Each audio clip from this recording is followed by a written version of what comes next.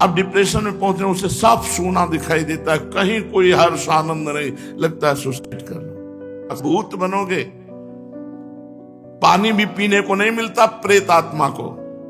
अध्यात्म की बहुत जरूरत है, हर व्यक्ति को जरूरत है। बिना अध्यात्म के शोक, संताप, दुख, उद्विग्नता, विषाद, डिप्रेशन, इससे बच ही नहीं सकते। दवाइयां कब तक तुम्हें बचाएंगी? कब तक तुम सोते रहोगे?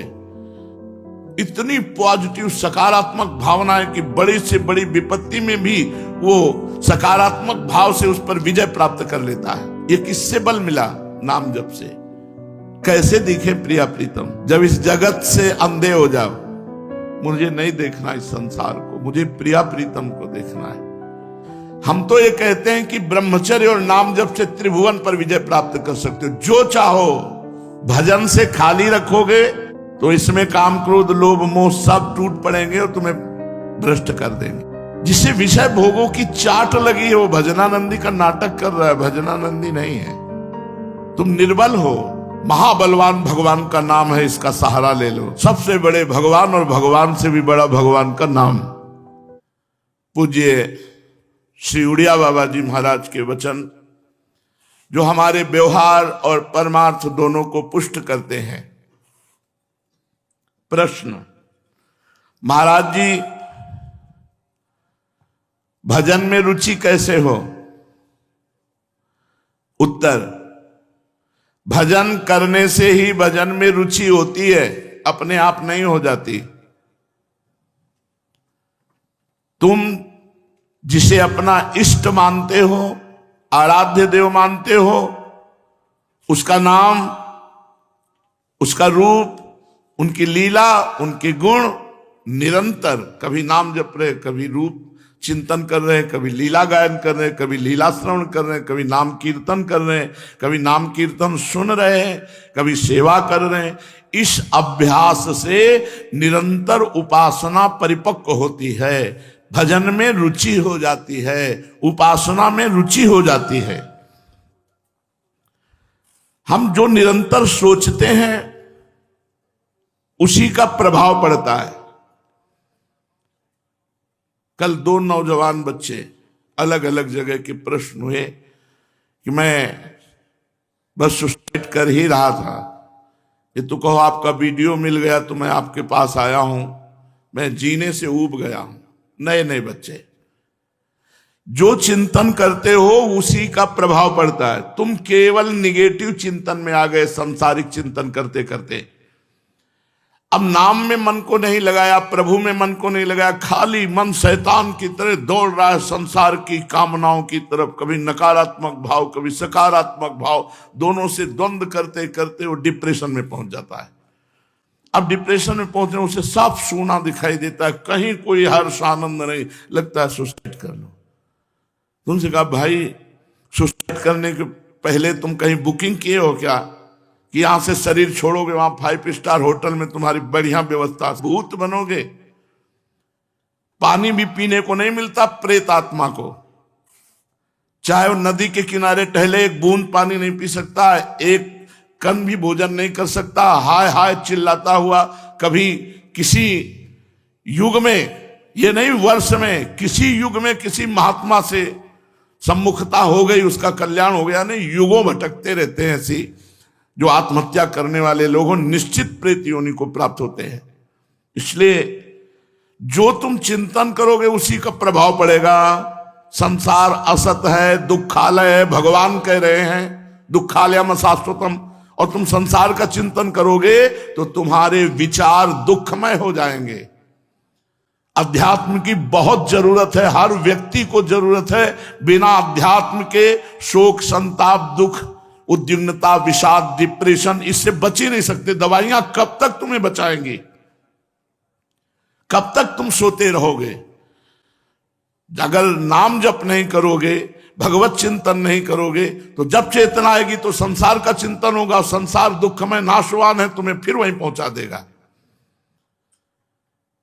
इसलिए नाम जप करो, भगवत लीला सुनो, सत्संग सुनो, और कभी व्यर्थ मत बैठो। अगर बिल्कुल खाली बैठे हो तो नाम में लग जाओ। नहीं तो कुछ कार्य करो। किसी को भी चाहिए, कार्य करना अत्यंत अनिवार्य है शरीर से। यदि आप गृहस्थ में कोई कार्य नहीं मिल रहा है तो लेबरी करो, कुछ नहीं जाता। 8 घंटे मेहनत करोगे, 550 रुपये 500 रुपये मिलेंगे, माता पिता परिवार की सेवा बनेगी, तो डिप्रेशन होगा नहीं। डिप्रेशन होते हैं कायर पुरुष को, पापात्मा को, जो व्यर्थ चिंतन करता रहता है उसको। इसलिए भजन में रुचि बढ़ाने के लिए भजन हमें करना पड़ेगा। भगवान में जब चित्त जोड़ा जाता है तो चित्त प्रसन्न होकर नई भावनाओं में डूबता है। इतनी पॉजिटिव सकारात्मक भावना है कि बड़ी से बड़ी विपत्ति में भी वो सकारात्मक भाव से उस पर विजय प्राप्त कर लेता है। ये किससे बल मिला? नाम जप से, भगवान की उपासना से। महाराज सुनते हैं भक्तों को दिव्य दृष्टि प्राप्त हो जाती है। तो दिव्य दृष्टि कैसे प्राप्त होती है? भजन से। भजन से दिव्य दृष्टि प्राप्त होती है। कोई ऐसा क्षेत्र नहीं है जो दर्शन न दे। बड़े बड़े सिद्धों का क्षेत्र, बड़े बड़े भगवत स्वरूपों का क्षेत्र, बड़े बड़े महात आचार्यों का, सब आके दर्शन देते हैं जो भजन करने वाले हैं।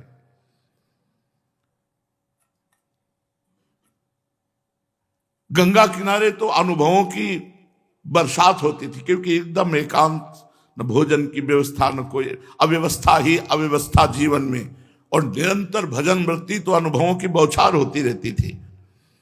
यहाँ का अलग अनुभव है, गंगा किनारे का अलग अनुभव है।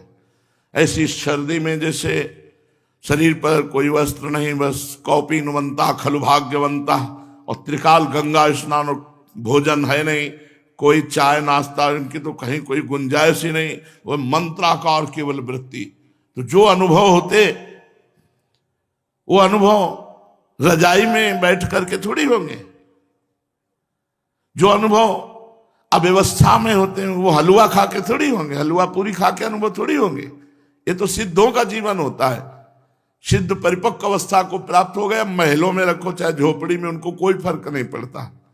वो चाहे हलवा प्रारब्धानुसार मिले या भूखे रहे, उस पर भी कोई फर्क नहीं पड़ता। लेकिन साधक भजन कैसे बढ़े, बस यही विचारता रहे। वही खाएंगे, वही देखेंगे, वही सुनेंगे, उसी से मिलेंगे जिससे हमारा भजन बढ़े, क्योंकि भजन से ही दिव्य दृष्टि प्राप्त होती है। कौन सी त्रिभुवन में ऐसी आध्यात्मिक या लौकिक प्रतिष्ठा पद नहीं है जो भजन से न प्राप्त हो जाए? सब भजन से प्राप्त हो जाएगा। भजन करो, अष्ट सिद्धियां प्राप्त हो जाएंगी। भजन करो, निर्विकल्प समाधि प्राप्त हो जाएगी। भजन करो, महानुभावों के दर्शन होने लगेंगे। भजन करो, दिव्य वृंदावन का दर्शन होगा। अरे साधारण भजन करने वालों की तो सृष्टि अलग दिखने लगती है, उनकी दृष्टि बदल जाती है। फिर जो डट के भजन करते हैं उनके जीवन में क्या कमी रह जाएगी? भजन से ही दिव्य दृष्टि प्राप्त होती है। महाराज, जिनको दिव्य दृष्टि प्राप्त हो जाती है उनको क्या दिखाई देता है? जहां निरंतर रास हो रहा है, ऐसा दिव्य वृंदावन, ऐसे दिव्य प्रिया प्रीतम, ऐसा दिव्य रास विलास, ये उनको दिखाई देता है। चराचर जगत प्रिया प्रीतम में दिखाई देता है। वो कैसे दिखे प्रिया प्रीतम? जब इस जगत से अंधे हो जाओ, मुझे नहीं देखना इस संसार को, मुझे प्रिया प्रीतम को देखना है। और प्रिया प्रीतम से रो कि मुझे आप मिल जाओ, तो वो कृपा करके फिर हमें मिल जाएंगे। बिन रोए किन पाइया, ये पक्की बात है। जब रुदन होगा प्रभु के लिए तभी वो रीझते हैं। जिसको प्रभु के चरणारविंद का प्रेम चाहिए, उसे संसार से वैराग्य तो धारण करना ही पड़ेगा। वैराग्य का मतलब बाबा जी बनना नहीं, अंदर से राग का त्याग करना। हम तो ये कहते हैं कि ब्रह्मचर्य और नाम जप से त्रिभुवन पर विजय प्राप्त कर सकते हो। 2 बातें पकड़ लो, बाबा कह रहे हैं। हम तो ये कहते हैं कि ब्रह्मचर्य और नाम जप से त्रिभुवन पर विजय प्राप्त कर सकते हो। जो चाहो, ब्रह्मचर्य और नाम जप बहुत बेजोड़ साधन है, बस दोनों बहुत कठिन है, दोनों बहुत कठिन। निरंतर नाम जप करना भी बहुत कठिन है और बराबर ब्रह्मचर्य रहना भी बहुत कठिन है। ब्रह्मचर्य और नाम जप से त्रिभुवन पर विजय प्राप्त कर सकते हो। प्रारंभ में यदि दिखावे से भजन होने लगे तो मैं उसका विरोध नहीं करता। मैं कहता हूं दिखावा भी एक दिन सच्चा भजन बन जाएगा। भजन का दिखावा भी करने लगे तो धीरे धीरे दंभ नष्ट हो जाएगा और भजन शुद्ध होने लगेगा। पर दंभ तभी छूटेगा जब साधु संग होगा। वास्तविक भजन तभी होता है जब किसी महापुरुष का आश्रय ले लिया जाता है। बाहरी बहुत से साधन किए, आंतरिक साधन नहीं बना जिससे अध्यात्म की उन्नति हो। कह रहे हैं ब्रह्मचर्य और नाम जप से त्रिभुवन पर विजय प्राप्त कर सकते हो। और नाम जपना हो, केवल ब्रह्मचर्य हो तो भी काम नहीं बनेगा। ब्रह्मचर्य साधन है और साध्य है श्री भगवान। साधन करते हुए साध्य की प्राप्ति हो, साध्य के लिए ब्रह्मचर्य रहा जाए। ब्रह्मचर्य रहते हुए निरंतर नाम जप, सब कुछ प्राप्त हो जाएगा। तुम भगवत दर्शन की चिंता मत करो, भगवत भजन की चिंता करो। किसी भी प्रकार तुम्हारा भजन बनने लगे, बस सार बात यह है, हमारे और परमात्मा के बीच में जो अंतराय खाई पैदा कर दिया है माया ने, कंचन कामिनी कीर्ति की, इसे भजन से पूरा करना होगा। इन खाइयों को लांग कर जाना होगा, वो भजन से होता है।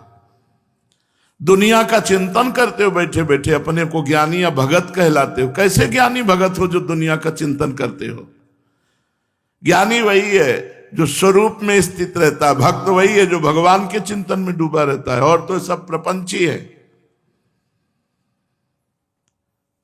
ज्ञान और भक्ति खिलवाड़ समझ रखा है क्या? ज्ञानी और भक्त दोनों ना तो दुनिया की बात करते हैं ना दुनिया का चिंतन करते हैं। ये केवल आवारा आदमी जो होता है वही दुनिया का चिंतन करता है, दुनिया की बात करता है। उसे ज्ञानी या भगत नहीं, उसे आवारा आदमी कहते हैं, कायर पुरुष कहते हैं। पूज्य पादुड़िया बाबा जी महाराज। सच्चा भजन का फल है कि संसार दुख में दिखने लगे, जैसा भगवान कहते दुखालयम दुख योनयः। यदि चित्त को भजन से खाली रखोगे तो इसमें काम क्रोध लोभ मोह सब टूट पड़ेंगे और तुम्हें भ्रष्ट कर देंगे। खाली नहीं कहा हनुमंत विपत्ति प्रभ सोई, जब तो सुमिरन भजन न होई। घर में बाहर पंथ में कहूं रहे या देह, तुलसी सीताराम सो लाग्यो रहे स्नेह। घर में बाहर पंथ में कहूं रहे या देह, तुलसी सीताराम सो लाग्यो रहे स्नेह। अपने इष्ट के चिंतन, खास बात है इष्ट चिंतन। आजकल जिसे देखो वही उपदेशक बन जाता है, भजन करते नहीं है। पूज्यपाद बाबा, अरे बिना भजन किए शास्त्रों के शब्दों का भाव समझ जाओगे क्या? यदि विधि पूर्वक भजन नहीं किया, आप शास्त्रों को पढ़ लो, भाव नहीं समझ पाओगे, स्थिति नहीं होगी। देखो, जितना भजन करोगे तो बिना पढ़े आपके अंदर शास्त्र जागृत होने लगेंगे। खास बात भजन है। भजन करने वाले को विषय भोग अच्छे नहीं लगते। जिसे विषय भोगों की चाट लगी है वो भजनानंदी का नाटक कर रहा है, भजनानंदी नहीं है। यदि तुम कुछ भी उन्नति प्राप्त करना चाहते हो तो भजन करो, बाबा कह रहे हैं। तुम निर्बल हो, महाबलवान भगवान का नाम है, इसका सहारा ले लो। बड़े का सहारा लेने से बहुत जल्दी पार हुआ जाता है। सबसे बड़े भगवान और भगवान से भी बड़ा भगवान का नाम, राम से बड़ा राम का नाम। कहूं कहां लगी नाम बढ़ाई, राम न सके नाम गुन गाई। अतः नाम का सहारा लो। भगवान के नाम का सहारा। देखो बताएं, तुम्हारे पापों का ठिकाना नहीं, इतने जमा है तुम्हारे। 84 लाख योनियों के चक्र कितने बार काट चुके, वो सब कर्म जमा है तुम्हारे। कितनी बार हमने क्या क्या पाप किया। तुम समझते हो कि वर्तमान में हम बढ़िया प्रयास करेंगे, व्यापार नौकरी और सफलता सुख मिल जाएंगे, जो पाप है उनको कौन भोगेगा अगर सफलता हो जाएगी। इसलिए तुम नाम जप करो।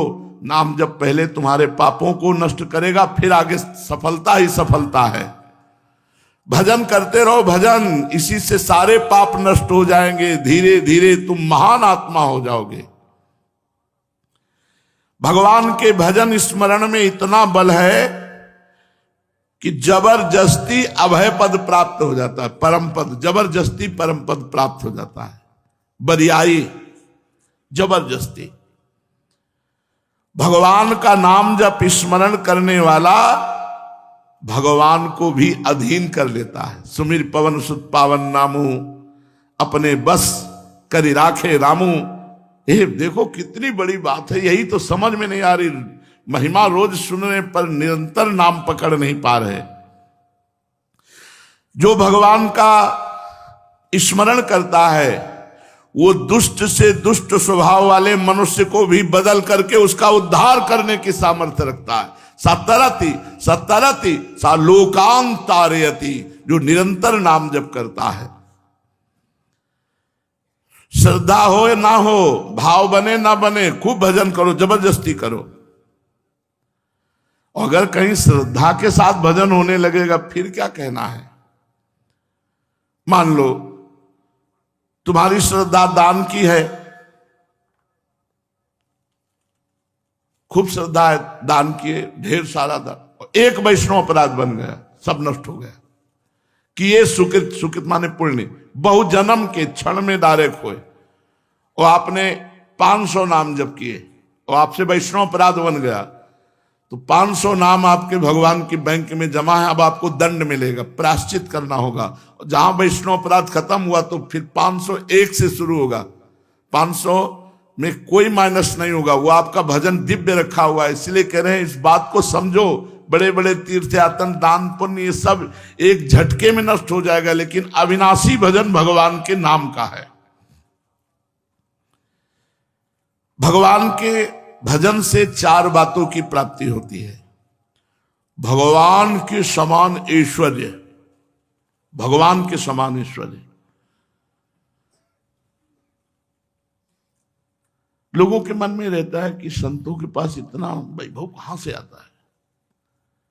तुम्हें पता नहीं, अनंत ब्रह्मांडों को एक संकल्प में मेरे भगवान ने बना दिया, और उनके दास होकर निरंतर भजन करते हैं तो उनके चरणों में नहीं आएगा। सिद्धांत है, जैसे बिना किसी प्रयास के अनायास ही समुद्र में समस्त नदियां अपने आप भाग भाग के जाती हैं, ऐसे ही जो एकमात्र भगवान का अनन्य भक्त धर्मात्मा पुरुष है, उसके पास विश्व का सारा वैभव अपने आप चला जाता है। भगवान के ऐश्वर्य का ज्ञान और भगवान का ऐश्वर्य भजन करने वाले को घेर लेता है। दूसरा, तात्कालिक समस्या का तुरंत समाधान। आप भजन करते हो, आपकी तात्कालिक समस्या कोई उत्पन्न हुई, उसका समाधान तो साथ ही साथ होने लगेगा, क्योंकि आप भजन कर रहे हो। तीसरा, रजोगुण तमोगुण जो माया के ये गुण पाप करवाते हैं और नरक भेजवाते हैं, इनका जड़ से नाश हो जाता है भजन करने से। चौथा, जन्म मरण की समाप्ति और महा आनंद की प्राप्ति, ये 4 बातें भजन से अपने आप हो जाती है। डट के भजन करो, भजन करो। क्या चाहिए तुम्हें, जो चाहिए वो मिल जाएगा। सच्ची मानिए, सच्ची मानिए। जब वृंदावन में आए थे, एक व्यक्ति का परिचय नहीं, एक पैसा नहीं, 1 इंच जगह नहीं, कैसे कुछ इससे। आप देखो, हम कुछ लाए थे क्या काशी से, ये महारानी जी का है। बोले बाबा गाड़ी से चलता है। कहां चलता है, कहां चलता है? वृंदावन में। कौन चलाता है? श्री जी। हम लेके आए थे क्या काशी से गाड़ी? लेके आए थे? किसी से कहा है क्या गाड़ी दे दो? मालिक के नौकर हैं, नौकर को कैसे चलाना ये मालिक जाने। इतने बड़े मालिक है, वो चाहे तो विमान मंगा दें, उनके क्या है? अनंत ब्रह्मांड है, तो हम किसके? वो जो सलाहकार होते हैं बड़े अधिकारियों की, मंत्री आदि के, उनको क्या कहते हैं? पीए।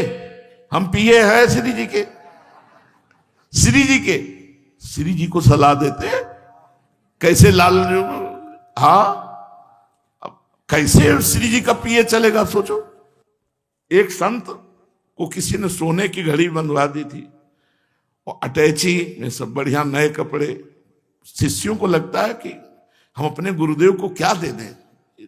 सबको लगता है, हमारे हृदय में हर समय होता था कभी मेरे गुरुदेव मुझे आदेश करें और सेवा का अवसर। ऐसे सबको लगता है कि अपने गुरुदेव की सेवा करें। तो किसी धनी शिष्य के यहाँ गए होंगे, तो उसने बिल्कुल दूल्हा की तरह सजा दिया था, सोने की जंजीर, सोने की घड़ी, पट्टा ऐसे और सब, और ट्रेन में बढ़िया वाले उसमें बैठा दिया था। तो सामने दो चार सूट बूट पहने बैठे थे। बोला बाबा जी, भैया बोले इतना तो हमारे पास नहीं जितना तुम अभी लिए बैठे हो, तुम में और हम में अंतर क्या रहा? संत तो गंभीर होते हैं। तुमको भैया कौन स्टेशन आ रहा है? बोले अमुक स्टेशन। बोले चाय पीने चलेंगे? बोले हाँ।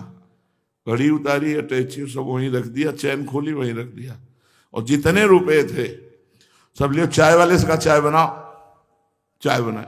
चाय पिए तले हारन बजा। तो उनका सब रुपए चाय के। बोले बाबा जी नहीं, बोले सब चाय के। और बोले एक एक चाय और बनाओ। बोले भैया बैठो, एक एक चाय। बोले नहीं गाड़ी जा रही है। बोले नहीं, अब हमारा मूड बदल गया, अब हम चाय पियेंगे यहां से इधर पैदल जाएंगे। और बोले अटैची हो? बोले किसी ने दिया था, कोई ले लेगा। किसी ने दिया था, कोई ले लेगा, हम उसके अधीन थोड़ी हैं। पहना दिया, पहना दिया, उतार दिया, उतार दिया। अगर आप समझते हो कि केवल बातें, आज भी न एक रुपया है, न एक वस्तु है, न एक इंच जमीन है, न कोई भी हमारा है। केवल श्री जी। कहीं राजकीय विभाग में, कहीं प्रेमानंद के दस्तखत की जरूरत नहीं। हां, जिस समय पानी गिर रहा था हितधाम में, वो सब भींज रहे थे, वो कथा हो रही थी, उस समय भगवान से प्रार्थना की थी अगर कथा करवानी है और श्रोताओं को ये दुख देना है तो हमसे सहा नहीं जाएगा। कांप रहे, ठंडी का समय, वर्षा हो रही, और इतने जिद्दी, एक भी उठ के नहीं गया। भगवत चर्चा होती, जो पुराने हैं वो सब जानते हैं, फील्ड में बैठे। तो श्री जी ने व्यवस्था कर दी सत्संग के लिए, कथा के लिए, उनकी व्यवस्था है। जो भगवान का भजन करता है उसका तो ऐश्वर्य तुम देख ही नहीं सकते हो। हमारा ऐश्वर्य के लिए सोना चांदी, रुपया पैसा, मकान, गाड़ी घोड़ा, ये तो कसाईयों के पास भी है, जो भोले भाले पशुओं की हत्या करते हैं, उनका मांस बेचते हैं, उनके पास भी है। सुत दारा धन लक्ष्मी पापियों के घर ही होए। तो हमारे भजन का फल है। अरे भजन का फल तुम कहां देख सकते हो? भगवान के भजन से जब भगवान अधीन हो जाते हैं तो माया क्या चीज है? माया क्या चीज है? तुम क्या समझते हो? बाबा जी हराम का खाते हैं? बैठ जा 4 घंटे हमारे पास बराबर, देखो बाबा की गिरी होती क्या है। अरे पुरखा पानी पा जाएंगे। भगवान का आश्रय, भगवान का आश्रय। अरे संतों के, भगवान के प्रेमी जनों के, महत जनों के वैभव को केवल केवल भगवान या भगवान जना दे तो जान सकते, बाहर ही नहीं होता, बाहर ही नहीं होता। भगवान के समान ऐश्वर्य प्राप्त होता, समान, भगवान के समान ऐश्वर्य। तात्कालिक वर्तमान के दुख की निवृत्ति तत्कालिक, रजोगुण तमोगुण का नाश, जन्म मरण का नाश और महापरमानंद की प्राप्ति। भजन कोई खिलवाड़ समझते हो? माला ले लिया, भगवान का नाम जप कर रहे, भगवान के आश्रित हैं, भगवान के लिए कंठी तिलक धारण करके समर्पित हो चुके हैं, उनके जीवन का मूल्य केवल भगवान है। अरे दंभ नाटक से करे तो दुर्गति नहीं होती। दंभ कर रहा था वह पौंड्रक वासुदेव, उसे सारूप्य मोक्ष की प्राप्ति हुई। जो सच्चाई से भगवान का वेश धारण करके भगवान के मार्ग में अगर थोड़े ही कदम चल दे, भगवान बिक जाते हैं। ये संसारी लोग जब भिक्षा मांग के खाते थे तो कुछ बैठे थे ऐसे विज्ञ जन, बड़े जन, बुलाया, जी यार तुम्हारी जिंदगी किस काम की? तो हम तो कहने वाले थे काम की है ही नहीं, राम की है हमारी तो जिंदगी। हमारी जिंदगी काम की नहीं है, हमारी जिंदगी तो श्यामा श्याम की, राम की। और हम कहा हाँ महाराज। बोले मांगते हो, देखते हैं मांग के लाते हो, कमरे में घुस गए, फिर निकले, दर्शन करे, फिर कमरे में घुस गए, ना किसी समाज ना किसी हित की कार्य, क्या जीवन आपका है? कुछ उत्तर नहीं दिया। वही हित धाम में आए, क्या जगत का से, फिर भी कुछ नहीं बोले। अब दोनों को मिलाओ, दोनों को मिला के वो बलराम भाई ब्रजवासी, उनसे पूछो पहले जीवन को, उतना वो केवल देखे काशी के घाट का तो जीवन वो देखे, जुगल किशोर यहीं अब रहने लगे वृंदावन, उनसे बात करके देखना काशी के घाट का जीवन क्या था। दोनों जीवन मेरे नहीं है, मेरे प्रभु के द्वारा कराए हुए हैं। अब वो जो जो चाहें, जैसे जैसे चाहें। वैराग्य देखना तो साधक में देखो, जब समर्पित परिपक्व हो जाता है ना, प्रभु चाहे तो सोने का मुकुट दिलवा दे और प्रभु चाहे तो पादुकाओं की माला दिलवावे, दोनों में बराबर है। हमारा ये तन नहीं, हमारा जीवन नहीं, नाथ आपको बिका हुआ जीवन है। अब अगर इसमें कोई चंदन लगाता है तो आपका, वो आपका चंदन है, आपके लग रहा है। अगर इसको कोई गाली देता है तो आपका है, मेरा नहीं, मेरा तो कुछ बचा ही नहीं है। अब ये प्रश्न नहीं रहता कि हमको क्या पवाया जाता है, हमको कहाँ रखा जाता है, हमको कैसे रखा जाता है, अब ये प्रश्न नहीं रहता। तब रहता है चाहे घी घना चाहे मुट्ठी भर चना, कभी वो भी न बना जैसे मेरे नाथ चाहे। लेकिन ऐश्वर्य भगवान के समान। जो पुरुष पापों में प्रवृत्त है, मनमानी आचरण करता है, भजन नहीं करता है, तो पूर्व पुण्य से उसको संपत्ति मिलती है, लेकिन कुछ ही काल में वो संपत्ति और जो कुछ भी होता सब समेट कर नष्ट हो जाती है। हो सकता है पूर्व पाप के कारण आप भजन कर रहे हैं, अभी आपको न संपत्ति मिली, ना कोई वैभव मिला, ना कोई भोग मिला, नाना प्रकार के कष्ट सह रहे हैं, लेकिन ये कष्ट कुछ ही दिनों में सब कोहरे की तरह नष्ट हो जाएंगे और सूर्य की तरह आनंद प्रकाशित हो जाएगा। भजन साधारणतया जो भगवान से विमुख हैं, अशास्त्रीय काम करते हैं, ऐसे पापी जनों को कभी सुख मिलने वाला नहीं। संभव है किसी संत का संग मिल जाए, वो भी सुधर जाए, भगवान के मार्ग में चलने लगे तो उनको परमानंद की अनुभूति हो जाएगी। क्योंकि गीता में भगवान ने कहा है अपिचेत सुदुराचारो भजते माम अनन्य भाग साधुरेव समंतव्या सम्यक व्यवसिता हिस्सा। चाहे जितना बड़ा दुराचारी हो, मेरे चरणों की शरण में आ जाए, मुझे अनन्य भाव से भजन करने लगे तो मैं उसे साधु ही मानता हूं। और तुम भी साधु मानो, साधुरेव समंतव्या, क्योंकि क्षिप्रम भवति धर्मात्मा, मैं उसे महात्मा बनाऊंगा। करो सद्यते साधु समाना, घोर दुराचारी को भी मैं महात्मा बनाऊंगा। भगवान की शरण में आ जाए किसी साधु संग के प्रभाव से, तो नीच दुराचारी भी महात्मा बन जाता है।